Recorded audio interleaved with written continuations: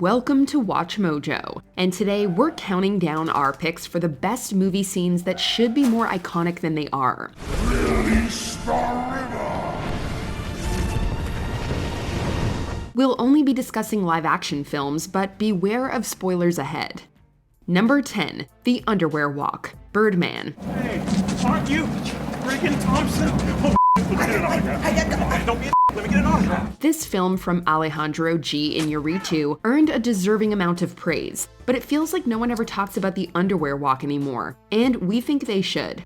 Regan goes outside for a smoke when his housecoat gets stuck in the door, so he's forced to enact everyone's worst nightmare, walking through a crowded street in your tidy whities. This is an uproarious sequence, made all the better by the fact that Michael Keaton did it for real in the heart of Times Square.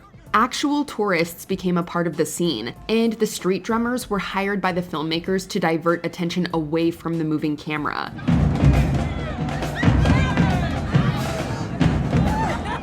What actors won't do for our entertainment? Sir, where are you going? Sir, where are you, sir?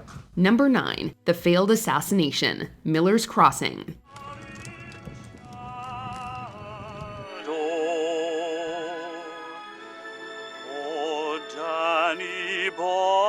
Forget about underrated scene, how about underrated movie? While the Coen brothers have made masterpiece after masterpiece, Miller's Crossing has been sort of left behind, a forgotten 90s gem not often mentioned. Since the forest moment is more famous, we have to give the underrated spot to the failed assassination attempt on Leo. This scene is pure Coen brothers, expertly blending the dark and gritty with the surreal. The initial moments are quite tense, but the sequence soon escalates into full-on camp, with a comically protracted death, a random car explosion, and a seemingly endless Tommy gun. An artist with a Thompson indeed. Number 8, Jacob and Hannah in Bed, Crazy Stupid Love. You don't have one of those ridiculous, those massage chairs, do you? You do? No. Yes, you do. Yeah, I do. I do. Who would have that? I would. If Ryan Gosling and Emma Stone could remain screen partners forever, that would be great. The two actors have impeccable chemistry, and that is on full display in the endlessly charming bed sequence in Crazy Stupid Love. Can I sit in the massage chair? I hate it. Most movies wow viewers with grand yet unrealistic romantic gestures. This one gets it right, and with nothing but a simple talk in bed. Jacob drops the playboy facade and finally opens up to someone by sharing intimate details of his personal life, and Hannah grows increasingly comfortable in his presence. And your dad? He died a long time ago. He was such a sweet guy. He's probably too sweet. The dialogue is utterly heartwarming, and it's played to perfection by Gosling and Stone. This could be one of the most romantic scenes in a movie, yet hardly anyone ever talks about it. I have calf pants.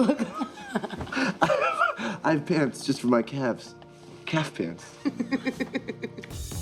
If you love these underrated film moments, keep watching until the end of this list for the top 10 underrated movies of 2023. John, we're just getting started.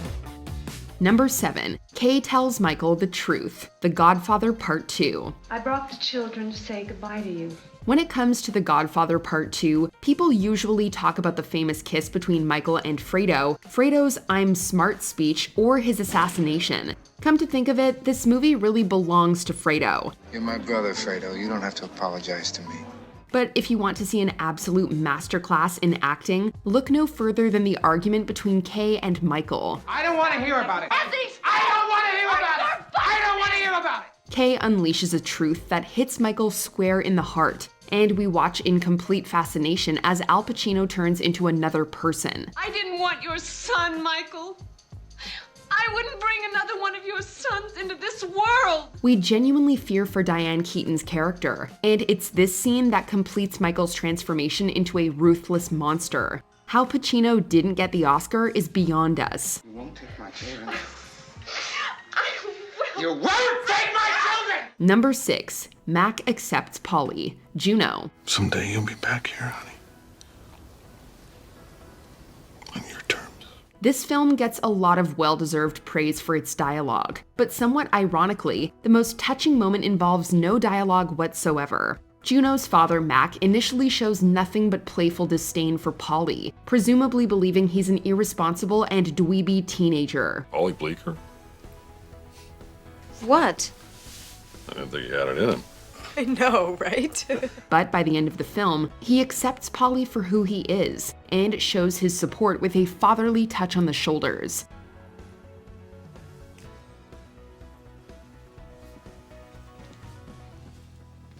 This scene is remarkably well acted, with J.K. Simmons displaying an enormous amount of pride and acceptance with nothing but his eyes. It takes a special kind of filmmaking to make us cry without the use of words or music, and this overlooked scene has it in spades. Come with me, my love. Number 5. Bond visits Dryden, Casino Royale. Em really doesn't mind you earning a little money on the side, Dryden. She'd just prefer it if it wasn't selling secrets. After Die Another Day, the James Bond franchise needed a serious reboot, and it got that with Casino Royale, which makes its intentions known from the very first scene. Bond visits a traitor named Dryden, recounts his first kill, then dispenses with Dryden, completing his second and becoming a 00. This scene, though often forgotten, eschews the camp of recent Bond installments, depicting a far grittier and more violent character. I know where you keep your gun. Suppose that's something. This grit is visualized in the grainy black and white photography, punchy editing, and brutal choreography, as Bond utterly obliterates a man in ways too graphic to get into. The dialogue is also pleasing to the ear, being surprisingly poetic. Is this scene a fantastic return to form? Yes. Considerably. Number 4. The Last March of the Ents, The Lord of the Rings, The Two Towers. Come, my friends. The Ents are going to war. When it comes to The Two Towers, most people remember the wildly exciting climax, which sees the good guys fighting orcs in the famous Battle of Helm's Deep. It's one of the best battle sequences ever put to film, so it kind of overshadows everything else that happens alongside it. And one of those things is the chill-inducing Last March of the Ents. The title alone sounds mythical and legendary, the final heroic hurrah of an ancient race. Last March of the Ents. It's also filmed spectacularly, with groundbreaking visual effects and some of the most epic music you'll ever hear on the big screen. It's guaranteed to induce chills every single time. Hold on, little hobbit! Number 3. Robert in the Basement, Zodiac. Rick didn't draw any posters. No, he drew this one. Mr. Graysmith, I do the posters myself. It's my handwriting. David Fincher knows how to direct a scary scene, that's for sure. He knows how to cut to the heart of psychology, with many of his bad guys being everyday men hiding dangerous secrets. In Zodiac, an obsessed cartoonist named Robert Graysmith visits Bob Vaughn, whose handwriting matches the Zodiac killer's. Robert is invited down to Bob's creepy basement, and the scene couldn't be better directed. Well, that's all right. It's not a problem. They're just down in the basement. Not many people have basements in California. I do. We don't know quite why it isn't a central topic of conversation every time Zodiac comes up. Fincher mines an unbelievable amount of tension from the encounter, utilizing lighting and sound design to send viewers into a frenzied panic. Are you sure there's nobody else in the house? Would you like to go upstairs and check? We're waiting for the literal and metaphorical blow to strike, and fully understand why Robert flees in absolute terror. Thank you. Night, Mr. Graysmith. Number 2. Equus Simon, 1917.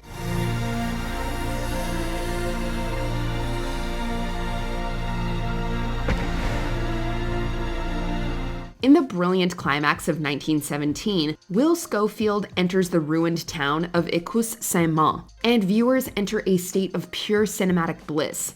This scene borrows many elements from history, as the ruined Écosse-Saint-Mand was evacuated during World War I and its church tower was used as a sniper's nest. It's filmmaking at its absolute best, with stellar production design, rousing music, and world-class directing.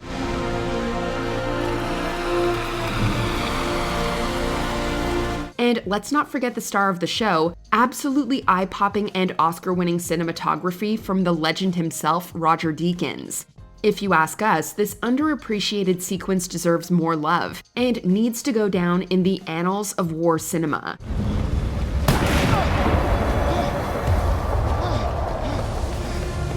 Before we unveil our top pick, here are a few honorable mentions. The pool moment, Booksmart. A wonderful scene with beautiful cinematography and pitch-perfect music.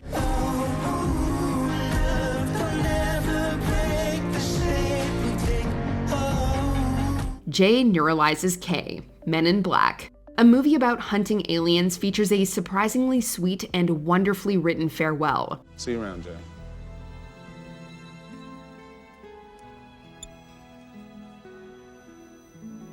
No, you won't. Karras's Nightmare, The Exorcist. Reagan gets all the attention, but this might be the scariest scene in the movie.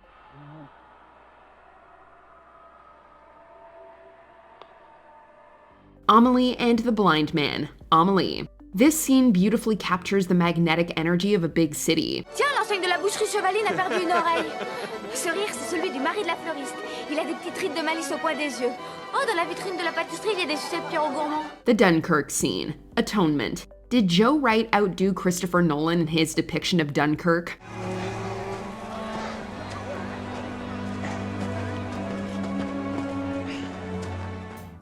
Before we get to our number one pick, if you love the underestimated and underappreciated big screen moments from this list, be sure to stay tuned for our list of the top 10 underrated movies of 2023 next.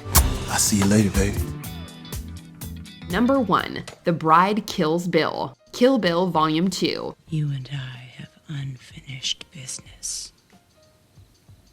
Baby, you ain't kidding. Tarantino's movies, while obviously spectacular, aren't exactly known for being tearjerkers. The exception, perhaps, is the ending of Kill Bill Volume 2.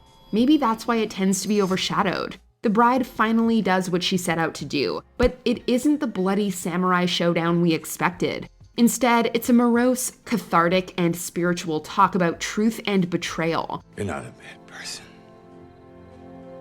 You're a terrific person. You're my favorite person. And when she finally eliminates Bill, it's a moment of bittersweet victory rather than pure triumph. A divorce more than a killing. You look ready.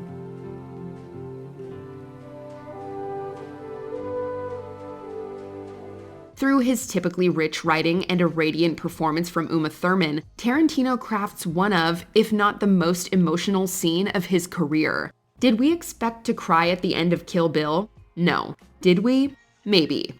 Are there any other scenes you feel deserve a mention? Let us know in the comments. The theatrics are supposed to scare me. You have the wrong man, Bond.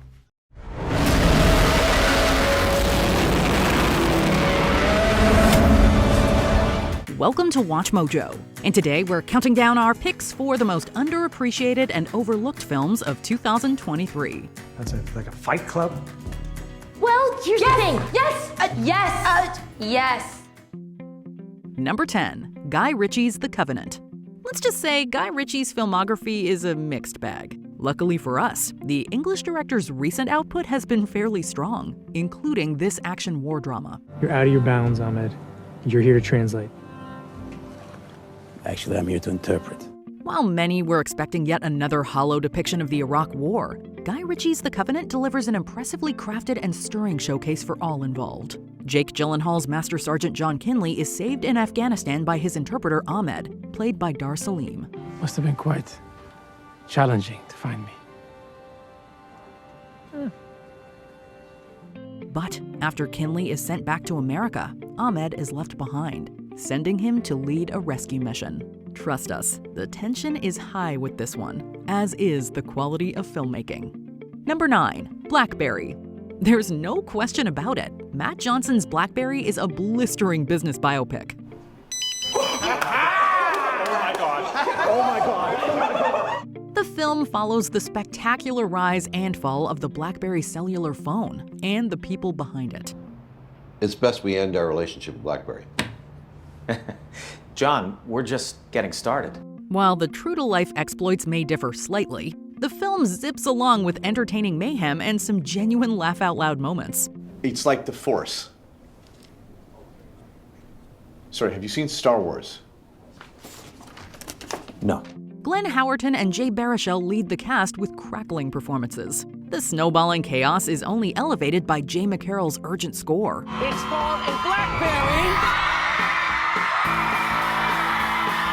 It sends and receives email messages. It is also a cell phone. The Blackberry phone may be a forgotten relic of the past, but this film definitely deserves to be unearthed. Number 8. Strays. This is a nice neighborhood. I like all the trash and the needles. So many needles. Josh Greenbaum's Strays is not just some silly talking dog adventure. Well, it is a talking dog adventure, but that adventure includes canines excessively humping lawn decorations, relieving themselves on each other, eating magic mushrooms, constantly discussing their genitals, and swearing up a storm. Did we mention this is not for kids? Which is too bad, because I'm the only one who knows James is a cold-blooded serial killer. He's got 3 bodies buried in the backyard already. The most important thing, of course, is that the Looney Tunes-type hijinks lead to genuine laughs. The film also boasts a surprising amount of heart. And what can we say? Will Ferrell as the voice of a naive border terrier is infectiously fun, as is a fiery Jamie Foxx as Boston Terrier Bug. Looks like she hasn't been washed in years. I'll see you later, baby. Yup, Strays is a surprisingly bawdy good time that deserved better at the box office. Number 7. Joyride. Keeping with underappreciated comedy films, Adele Lim's Joyride stands as a major win for diversity and debauchery in cinema. Are they coming out? Yeah, but only 7, and I think I put in 8. If you get a clean one, could you just keep me posted? Here, we follow Audrey and her misfit gang of friends on an unhinged journey of bonding and belonging. The film hits all the right R-rated comedy notes, taking plenty of chances in the raunchy humor department. Trust us, they go there. And with authentic chemistry among the cast, each bringing their unique virtues to the table, Joyride becomes an affecting comedy trip worth taking. I get it. It's between you and me. Thank you. Zeep. Number 6. Nimona. From Spider-Man Across the Spider-Verse to Teenage Mutant Ninja Turtles Mutant Mayhem, 2023 was a memorable year for animated movies. However, with all the massive blockbuster offerings, many smaller animated films got lost in the shuffle, including Netflix's Nimona. Who are you? The name's Nimona. And how did you... Whoa, yeah! Sick arm. Did it bleed a lot? What? Did they let you keep the old one? No. Chloe Grace Moretz voices the shapeshifter Nimona, who teams up with Ballister, a knight framed for murder, voiced by Oscar nominee Riz Ahmed. Overall, it's made it much more evil-airy in here. Evil-airy. That's a great villain name. You should totally change your name. Never gonna happen. With colorful bursts of energy, fantastic voice performances, and a wonderful message around what it means to live life as an outsider, Nimona stands as a true movie gem. And the best part? It's waiting for you right now on Netflix. Hey, you ever put your head in the mouth of one of these? Should've just stayed in jail. Come on! You know you Number 5. 1001. How long you been on the street? Long enough. Where are your people?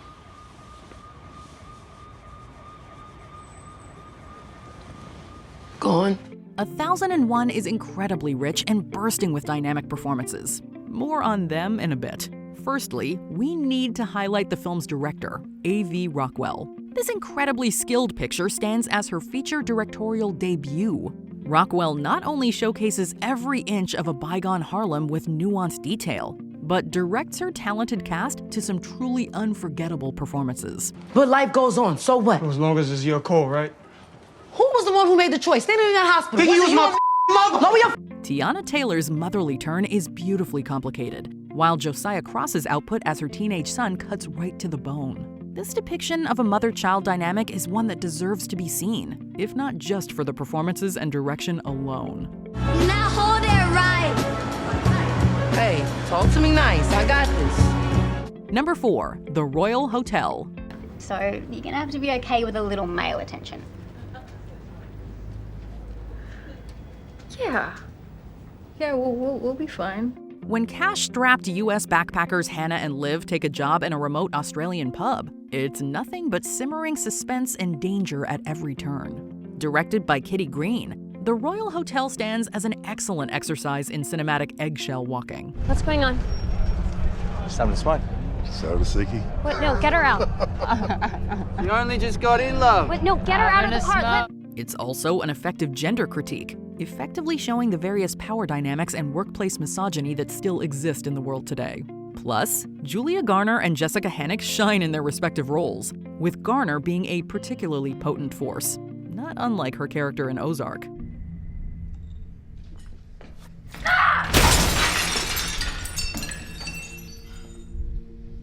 Trust us, The Royal Hotel is one movie you won't want to check out of. Number 3. Bottoms. It's no stretch to say that Bottoms was one of the funniest movies of 2023. Excuse me. Could the ugly, untalented gays please report to the principal's office? Guess that's you guys. It's just too bad not many people saw it. Writer-director Emma Seligman's Bottoms is essentially about two horny teen girls who start a fight club to help them get laid. Sound over the top? You're not wrong, but the scattershot hijinks are grounded by delightful performances from Rachel Sennett and Io Adebari. What's your plan here? I don't need a plan. My mom has a business. All we have to do is yell. And while there are certainly parallels to 2019's Booksmart, Bottoms stands as its own unique brand of raunchy comedy. Oh, and did we mention that it's very funny? The boys of American Pie walked so the girls of Bottoms could run. Go! Run! Run!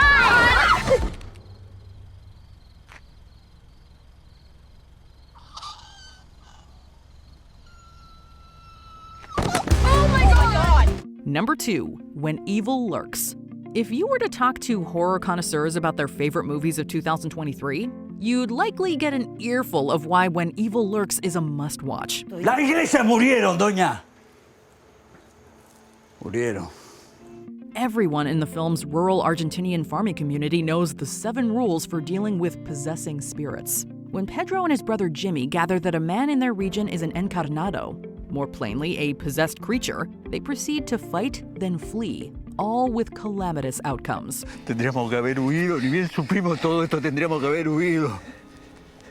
Yo nunca tendría que haber vuelto al pueblo, nunca tendría que haber vuelto, nunca tendría que haber... And unlike the plethora of other possession movies that center on religion, this one places the focus firmly on characters' family, making it a personal journey.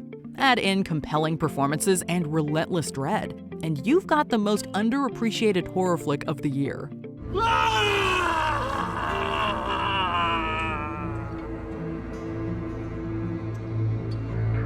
Before we continue, be sure to subscribe to our channel and ring the bell to get notified about our latest videos. You have the option to be notified for occasional videos or all of them. If you're on your phone, make sure you go into your settings and switch on notifications. Number 1. Godzilla -1. Did you catch the 37th film in the Godzilla franchise? You're not alone, as Godzilla -1 has been unjustly overlooked in North America since its end-of-year release. あの怪物の生態は未知のことが多すぎて。But let us tell you that this kaiju film demands to be seen. But don't take our word for it. The movie has been unanimously praised by critics for its skilled direction, cast performances, cinematography, and screenwriting. And with awe-inspiring action sequences and visual effects, many consider it to be one of the best Godzilla films ever.